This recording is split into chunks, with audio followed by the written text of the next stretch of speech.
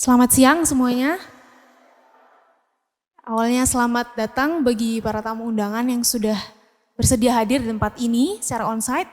Dan juga selamat mengikuti bagi tamu undangan yang hadir melalui Zoom atau streaming. Dan juga teman-teman yang di sini selamat siang semuanya. Selamat siang. Habis makan sudah full ya? Sudah full perutnya. Ya, kita bersyukur teman-teman semua, baik panitia KNMTI, peserta, mahasiswa SNT Aletia semuanya bisa menjalani acara hingga pada saat ini. Dan juga sekarang kita berada pada penghujung acara, itu semua karena Tuhan. Syukur kepada Tuhan, kita bisa belajar mengenai teologi, trauma dan kesehatan mental. Ini tidak terlepas dari kehebatan Allah yang mengizinkan pertemuan ini untuk terjadi. Saat ini Allah, pemulih dan penyembuh yang ajaib, memanggil kita untuk beribadah kepadanya. Sungguh tiada yang seperti Dia. Marilah kita meresponi panggilan ini dengan menyatakan keajaiban Tuhan semesta alam. Mari kita naikkan lagu ini dengan penuh sukacita. Ajaib Kau Tuhan. Tak terbayang kebesaran-Mu, taklah terbanding kekuatan-Mu Tuhan.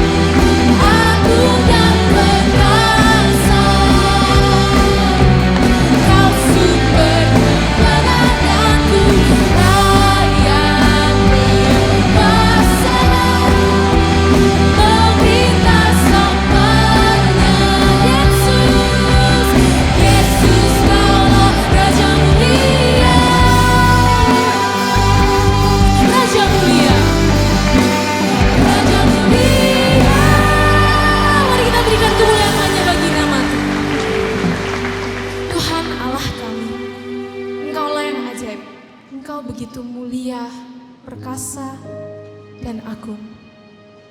Dan saat ini kami datang dengan kerendahan hati, mengakui segala dosa dan kelemahan kami.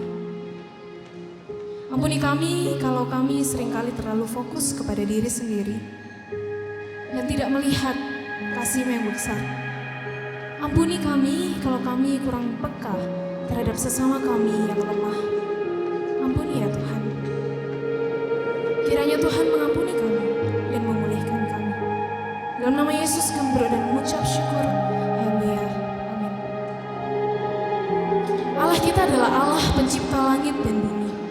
Ia bukanlah Allah yang meninggalkan segala perbuatan tangannya, tetapi yang memelihara alam semesta, bahkan orang-orang di dalamnya seperti engkau dan saya. Ia begitu mengasihi kita dan peduli akan keberadaan kita. Mungkin kita memiliki masalah, pergumulan batin atau trauma tertentu, tapi mari kita serahkan hidup kita seutuhnya kepada Raja Semesta yang mengasihi setiap kita. Tiada pernah ku-ragu Tuhan. Tiada pernah ku-ragu, serahkan hidupku kepada-Nya, Raja Semesta. Walau badai menghadang, ku kan terbang tinggi bersama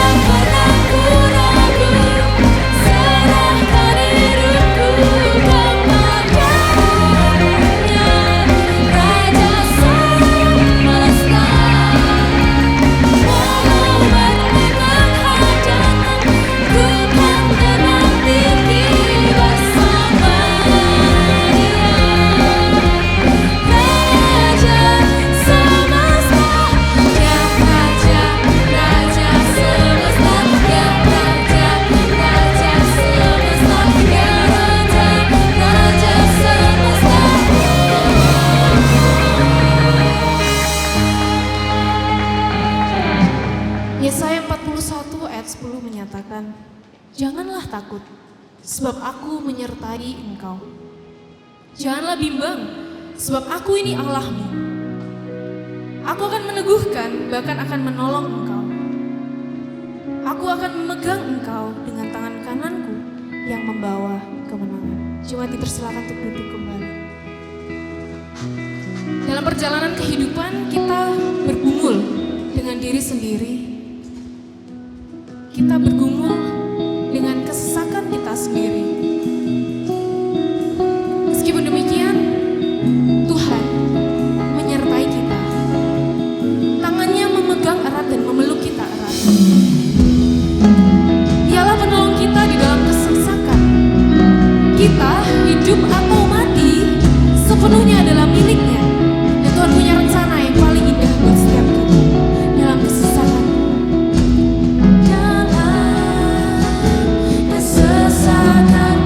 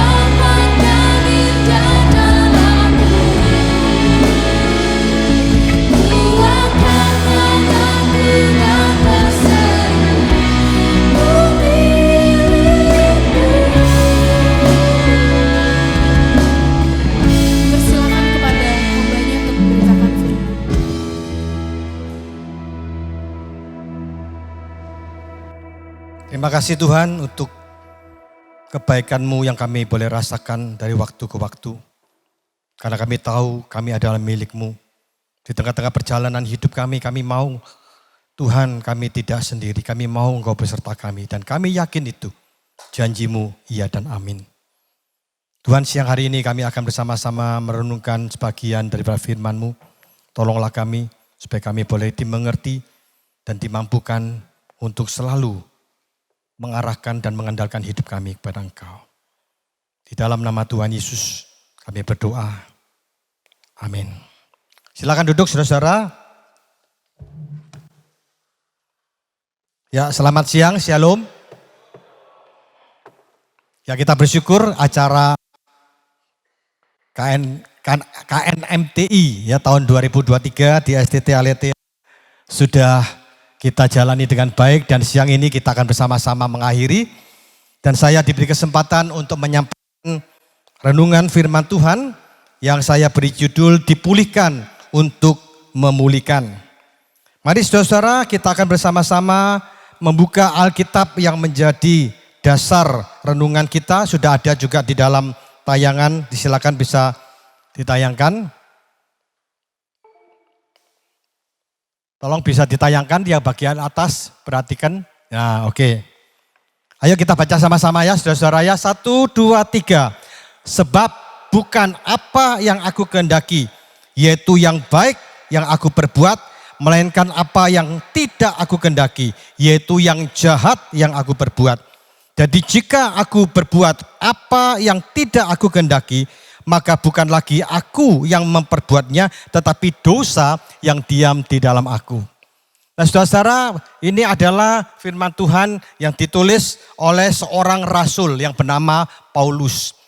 Saya percaya dan kita semua percaya bahwa ketika dia menulis surat ini, dia sudah menjadi rasul yang sudah bertobat, yang sudah percaya kepada Tuhan Yesus. Setuju? Setuju ya? Jadi Paulus ini dia sudah bertobat, sudah percaya Yesus. Tetapi mengapa saudara-saudara dia mengalami pergumulan? Dikatakan sebab bukan apa yang aku kehendaki, yaitu yang baik yang aku perbuat, melainkan apa yang tidak aku kehendaki, yaitu yang jahat yang aku perbuat. Nah saudara-saudara, ini seringkali menimbulkan pertanyaan, kok bisa ya seorang rasul yang sudah bertobat bahkan melayani menjadi rasul yang besar, dia masih melakukan apa yang tidak benar. Nah saudara-saudara, bukankah hari ini kita menemui orang-orang seperti ini. Orang-orang yang aktif dalam pelayanan di gereja. Baik pendeta, baik penatua, bahkan saudara-saudara sebagai mahasiswa teologi. Saya percaya kita semua sudah percaya Yesus. Kita sudah bertobat. Kita sudah mengalami lahir baru. Tapi mengapa seperti yang dikatakan oleh Rasul Paulus, bukan apa yang aku kehendaki yang baik yang aku lakukan, aku perbuat, justru melainkan apa yang tidak aku kehendaki, yaitu yang jahat. Kadang-kadang saudara saya menemui orang-orang yang bertanya, Pak kok bisa ya? Itu pendeta loh Pak, kok bisa ya? Itu penatua gereja, itu mahasiswa teologi ya, kok begitu Pak? Hidupnya, tingkah lakunya, perbuatannya, kata-katanya dan sebagainya, kok enggak cocok dengan statusnya sebagai hamba Tuhan? Apa sudah bertobat Pak orang ini? Saya katakan sudah. Tapi kok bisa Pak? Nah saudara, itulah yang dialami oleh Rasul Paulus. Tetapi Rasul Paulus kemudian memberikan jawaban. Mengapa kok bisa terjadi seperti itu? Dikatakan jadi jika aku berbuat apa yang tidak aku kehendaki, maka bukan lagi aku yang memperbuatnya, tetapi dosa yang diam di dalam aku. Nah saudara, ada beberapa penafsir mengatakan, oh ini mungkin masih sisa dosa-dosa lamanya Paulus sehingga dia kadang-kadang masih muncul ya sesuatu yang tidak benar dan sebagainya. Itu tidak salah. Tetapi saudara-saudara, ada penafsiran yang lain dan saya itu lebih setuju. Dikatakan kemungkinan besar Rasul Paulus mengalami luka batin. Yaitu pengalaman lalu yang belum itu diselesaikan. Memang secara rohani, secara spiritual dia sudah bertobat. Tetapi dia mengalami luka batin. Dan itu belum diselesaikan. Akhirnya mengganggu. Sehingga walaupun dia sudah jadi hamba Tuhan, Rasul melakukan sesuatu yang tidak benar. Tapi saudara-saudara, kita melihat di dalam surat-surat berikutnya ternyata dia mengalami perubahan. Karena apa? Karena dia sudah mengalami pemulihan demi pemulihan. Nah saudara-saudara yang dikasihi oleh Tuhan. Nah pada siang hari ini saya ingin sedikit menyampaikan tentang luka batin. Saudara, banyak hari ini orang Kristen yang memiliki, silakan bisa mengikuti saya ya, yang di belakang ya, tolong diperhatikan ya, saya baca apa supaya tidak terlambat ya. Jadi banyak orang Kristen yang mengalami luka batin yang menyebabkan masalah dalam hidupnya.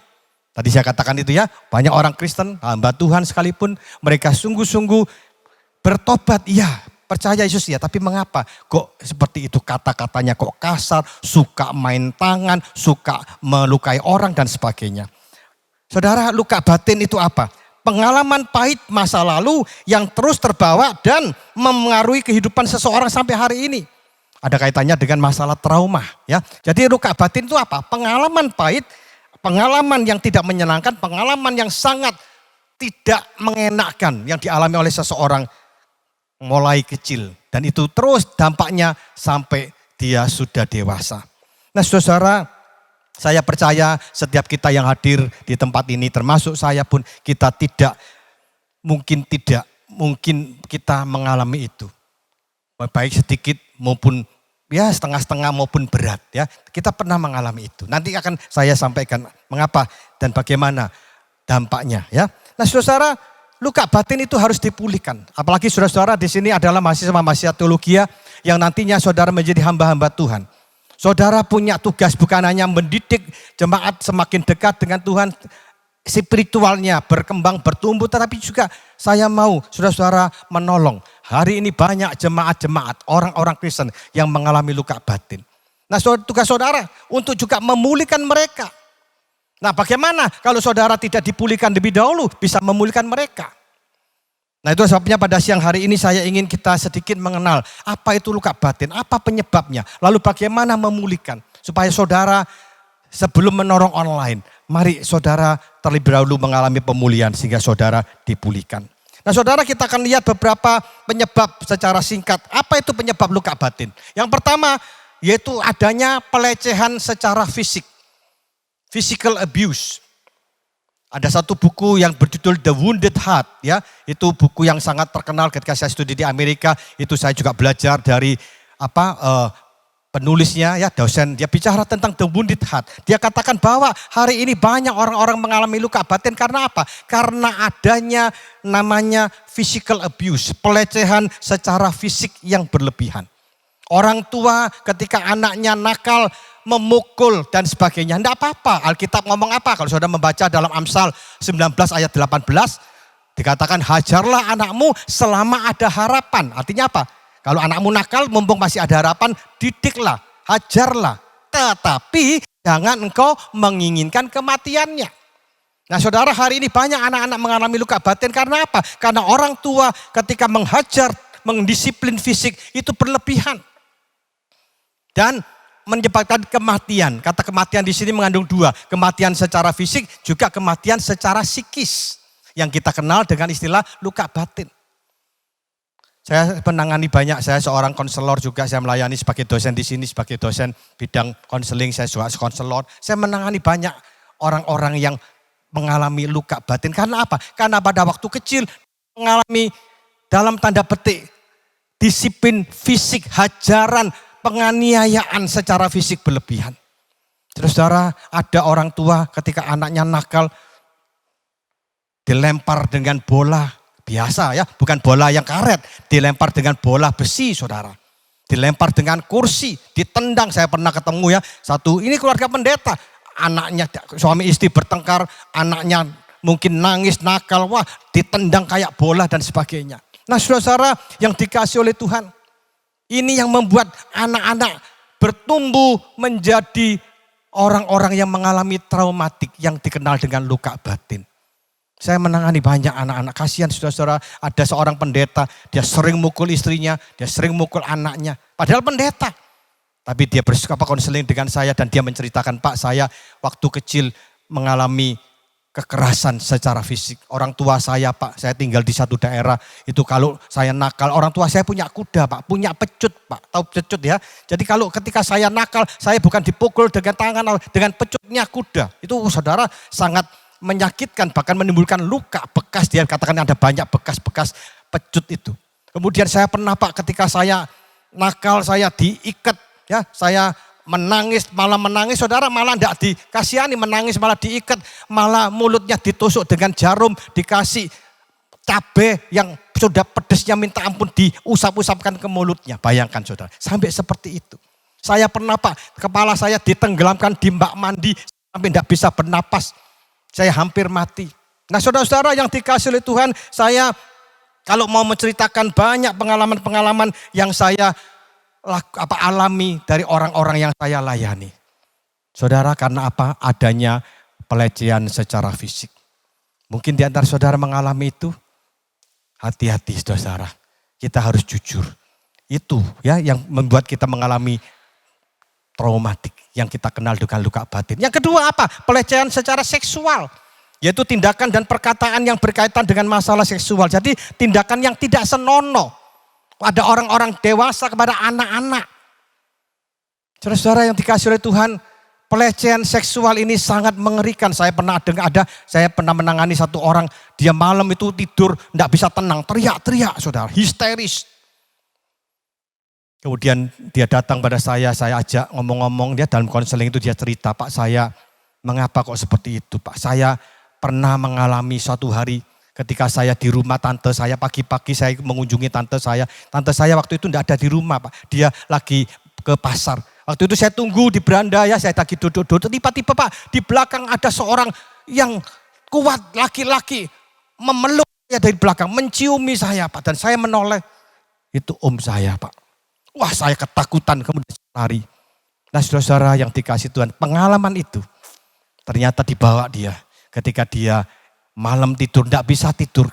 Kadang-kadang muncul itu orang-orang yang ingin memperkosa dia dan sebagainya. Ada ketakutan.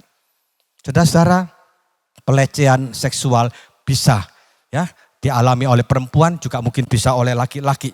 Kemudian yang ketiga, pelecehan secara emosional, yaitu apa? Kata-kata yang melukai perasaan. Saya menangani anak-anak yang sudah dewasa mengalami luka batin karena apa? Karena dulu waktu kecil orang tuanya ngomongnya ngawur, kamu bodoh, kamu goblok. Suka dibanding-bandingkan, kamu tidak kayak adekmu, kamu tidak kayak kakakmu. Nah saudara, itu sangat menyakitkan. Itu membekas dan akhirnya itu menimbulkan luka batin, kebencian, kemarahan.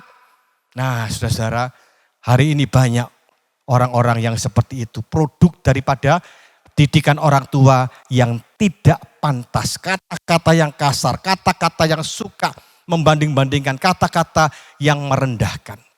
Nah saudara-saudara yang dikasihi oleh Tuhan, ada banyak yang lain, tapi karena waktu ya saya menyampaikan 3 penyebab luka batin. Dan mari pada siang hari ini sebelum saudara tinggalkan STT Aletheia, ayo kita jujur. Apakah saudara pernah mengalami itu? Dan kalau itu kemungkinan besar saudara mengalami luka batin. Apa dampaknya saudara-saudara? Ada beberapa dampak. Yang pertama, orang yang mengalami luka batin itu memandang hina dirinya sendiri. Orang-orang yang mengalami luka batin itu dia pasti merasa dirinya tidak berarti. Akhirnya dia menjadi pribadi yang minder, yang suka apa? Rendah, bukan rendah hati, rendah diri. Disuruh apa-apa enggak berani, apalagi saudara calon-calon pendeta, hamba Tuhan kan berani tampil khotbah. Tapi seringkali banyak saudara-saudara enggak berani tampil, diskusi berani ngomong enggak berani. Karena apa? Karena dulu saya ngomong sama orang tua saya dimarahi, kamu bodoh dan sebagainya. Akhirnya enggak berani ngomong. Nah saudara-saudara yang dikasih Tuhan, hati-hati ya. Hari ini banyak orang-orang, anak-anak muda bertumbuh menjadi pribadi yang tidak percaya diri. Mengapa? Karena kemungkinan dia mengalami luka batin. Bukan itu saja, bukan hanya memandang dirinya rendah, tapi juga akhirnya memandang rendah orang lain. Nah saudara, seringkali ya saya juga menangani konseling keluarga, banyak keluarga-keluarga Kristen yang diambang kehancuran, suami istri bertengkar, cekcok dan sebagainya, akhirnya mereka mau bercerai. Karena apa? Karena ternyata pasangannya itu yang satu suka merendahkan orang lain, menghina orang lain. Dan ternyata saudara-saudara, mengapa itu terjadi? Karena dia dulu diperlakukan oleh orang tuanya, direndahkan dan sebagainya. Akhirnya sekarang dia balas ya. Dulu tidak berani ngelawan orang tuanya, sekarang yang dijadikan sasaran apa? Pasangannya. Makanya akhirnya keluarga terganggu. Di gereja juga begitu kan, mengapa kok banyak orang-orang di gereja, padahal pengurus-pengurus gereja terjadi pertengkaran, percekcokan, perselisihan karena dipandang rendah, wah tidak terima, rame dan sebagainya. Nah saudara-saudara, kadang-kadang kita bertanya kan kok bisa ya orang Kristen kok begitu ngomongnya kok kasar.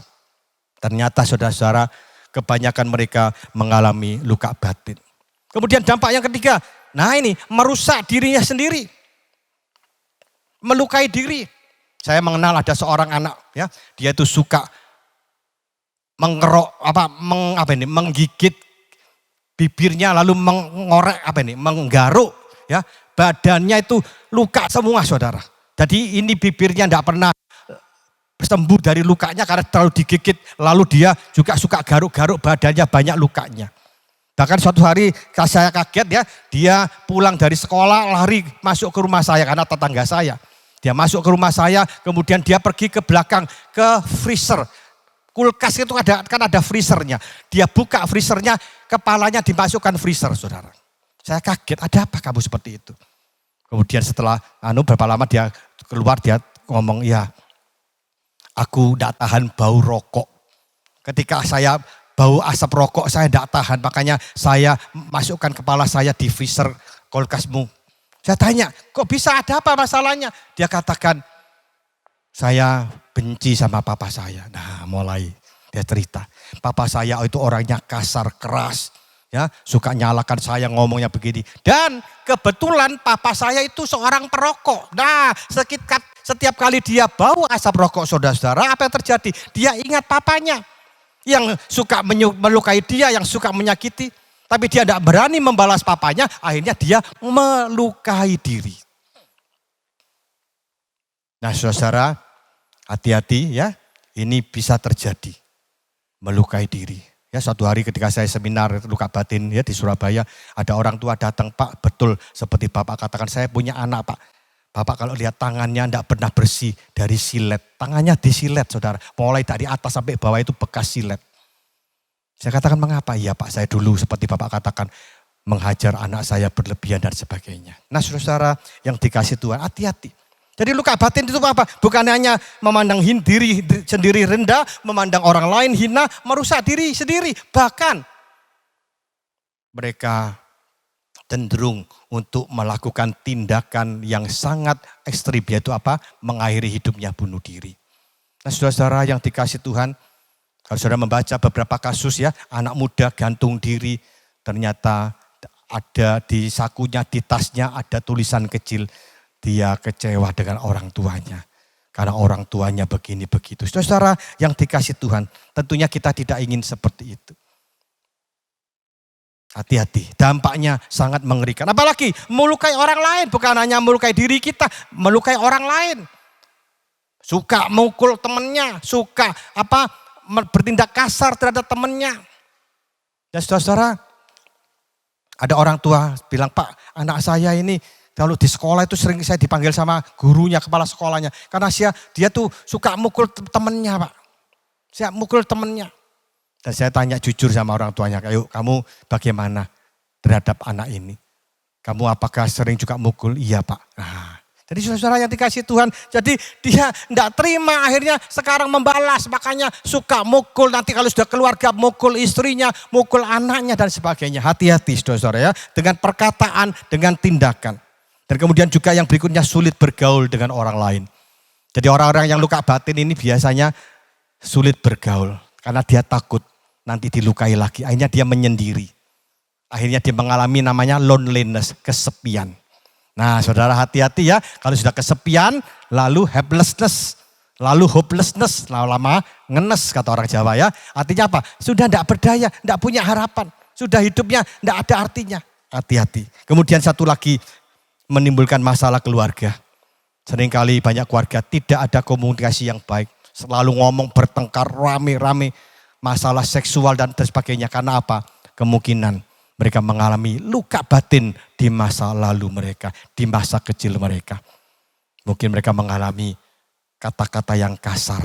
Akhirnya suami istri juga begitu ya, akhirnya tidak tahan, akhirnya keluarga bertengkar. Kemudian juga masalah seksual, karena dia dulu mungkin pernah mengalami pelecehan seksual, sehingga dia tidak bisa melayani pasangannya dengan baik. Ya, saya pernah diundang di satu gereja, setelah selesai ada satu pasangan mau konseling. Dia cerita istrinya tidak bisa memuaskan suaminya.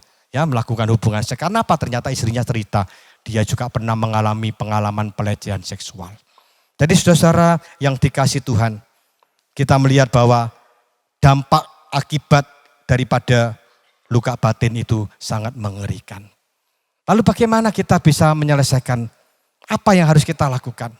Bagaimana memulihkan luka batin? Yang pertama jelas ya, kita tidak bisa tidak harus tolong di atas. Ya. Pertama kita harus mengikuti konseling, saudara ya.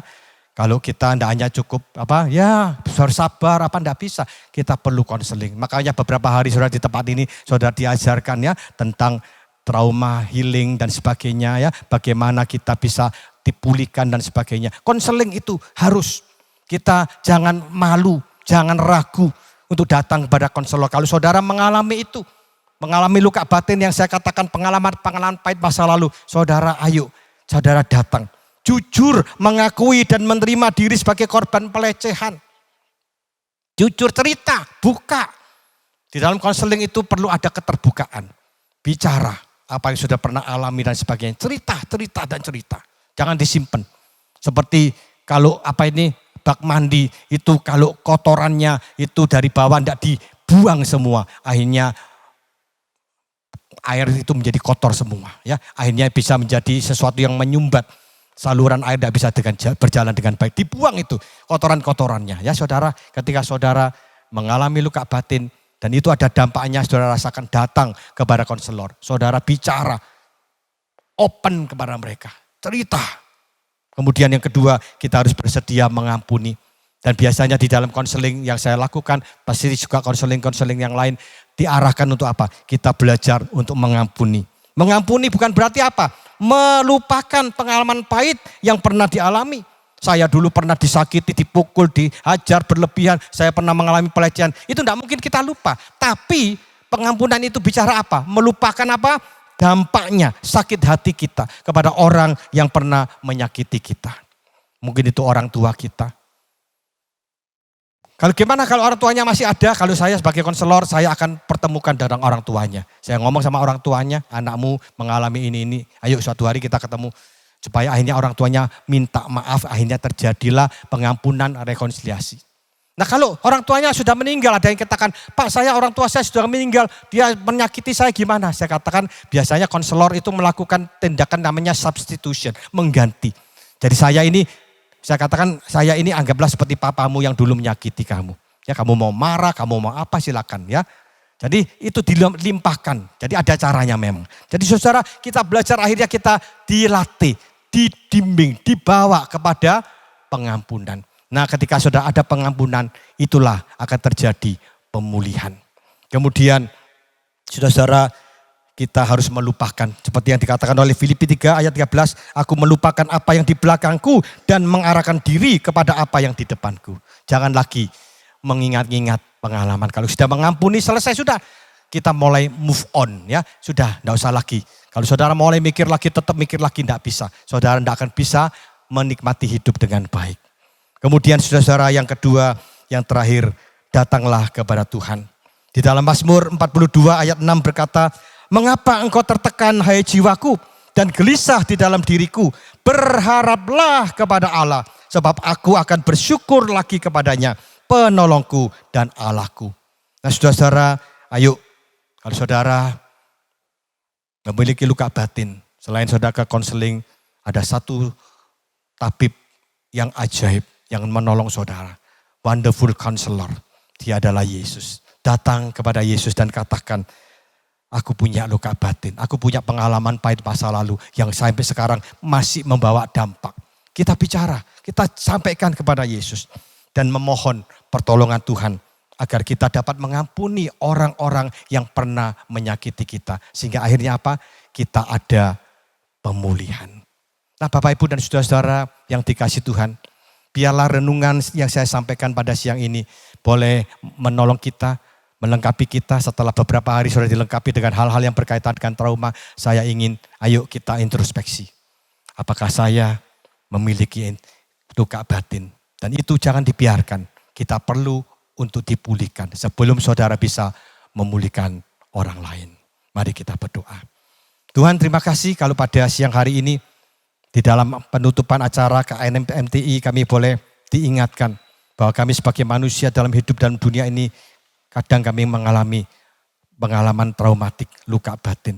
Dan itu membawa dampak yang negatif. Dan kami belajar untuk mau membuka diri, datang kepada orang yang sungguh profesional menolong kami. Bahkan kami datang kepada Tuhan sebagai Allah yang peduli.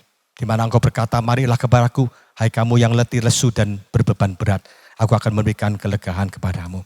Biarlah Tuhan tolonglah kami mau membuka diri kami jujur dan kami mau memohon pertolongan Tuhan. Sehingga kami sungguh-sungguh menjadi pribadi yang sudah dipulihkan dan untuk memulihkan orang lain.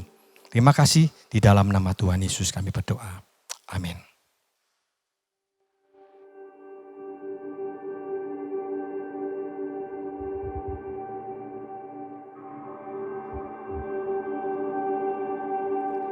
Di dalam Tuhan saja kita mendapatkan pemulihan yang sejati. Tuhan memberikan jaminan dan pertolongan dalam pergumulan kita ketika kita ingin melayani Allah dengan sungguh-sungguh. Jadi pada saat ini, mari kita meresponi anugerah Allah ini dengan hidup setia kepadanya sampai akhir hidup kita. Untuk menjadi alat pemulihan Allah bagi sesama kita di dunia ini. Karena Allah telah memulihkan kita terlebih dahulu.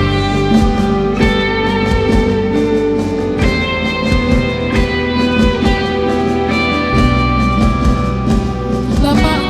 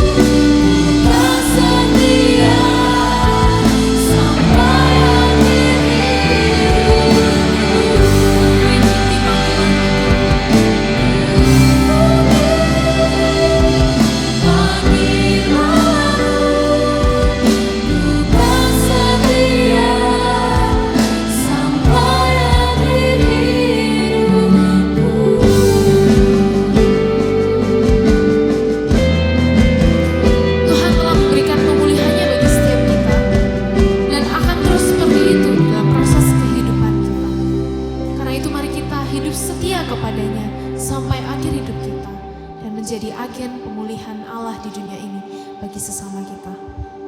Mari kita tundukkan kepala, kita akan berdoa untuk beberapa pokok doa syafaat.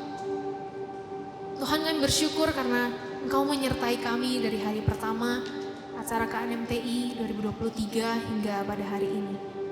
Kami bersyukur karena semuanya bisa berjalan dengan baik.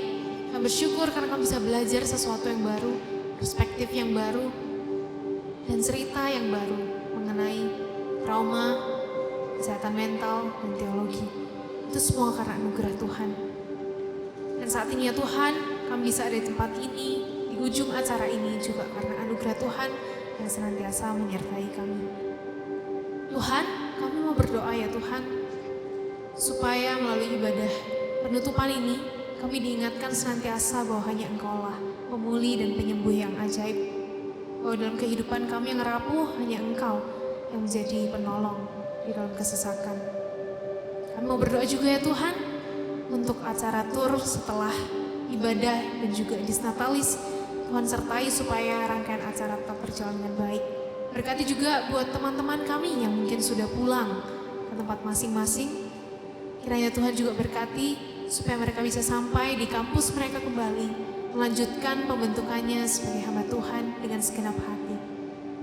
Terima kasih ya Tuhan, saat ini kami juga mau berdoa supaya setiap kami dapat memaknai akan tema KNMTI 2023 lebih lagi. Kami bisa sadar akan kesehatan mental dan trauma yang mungkin ada dalam diri kami, dan kami bisa menyelesaikannya di hadapan Tuhan. Dan kami juga belajar peka dengan sekitar kami yang juga lemah, sehingga melalui kehidupan kami ya Tuhan, kiranya Tuhan tolong bagi kami calon pemimpin gereja, pemimpin pelayanan dimanapun ditempatkan, kami dapat dipakai Tuhan sampai akhir hidup kami untuk menjadi agen pemulihan bagi sesama kami. Terima kasih ya Tuhan, kami percaya gereja-gereja di Indonesia seluruhnya pun juga ada dalam tangan Tuhan. Ada beberapa yang mungkin sudah sadar akan hal ini, ada beberapa yang mungkin juga belum. Kiranya Tuhan tetap berkati mereka semua di dalam proses pertumbuhan spiritual mereka, dalam proses perkembangan pemahaman teologi mereka terhadap Engkau, supaya Tuhan terus tambahkan pemahaman yang membuat mereka bisa semakin terpusat kepada Engkau dalam kehidupannya. Terima kasih Tuhan, kami serahkan semuanya dalam tangan-Mu. Kami percaya Engkau akan menjawab dalam waktu-Mu yang paling baik. Dalam nama Tuhan Yesus kami berdoa dan mengucap syukur. Haleluya. Amin. Jemaat dipersilakan untuk bangkit berdiri. Mari kita kembalikan segala puji, hormat, kemuliaan hanya bagi Tuhan, bagi Dia.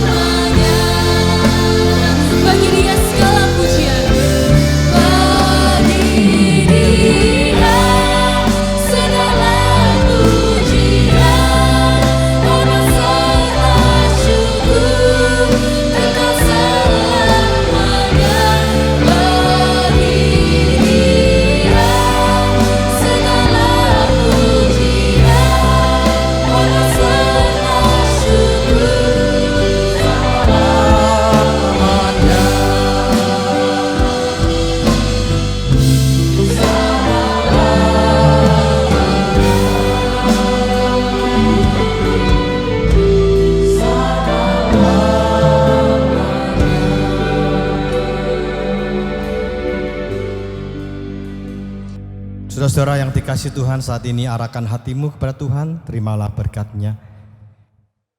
Sejahtera daripada Allah Bapa, kasih dan keselamatan yang kekal dari Tuhan kita Yesus Kristus, serta kekuatan penghiburan dalam persekutuan Allah Roh Kudus, kiranya tinggal dan menyertai saudara mulai sore hari ini sampai Maranatha, Tuhan Yesus datang kembali. Haleluya. Amin.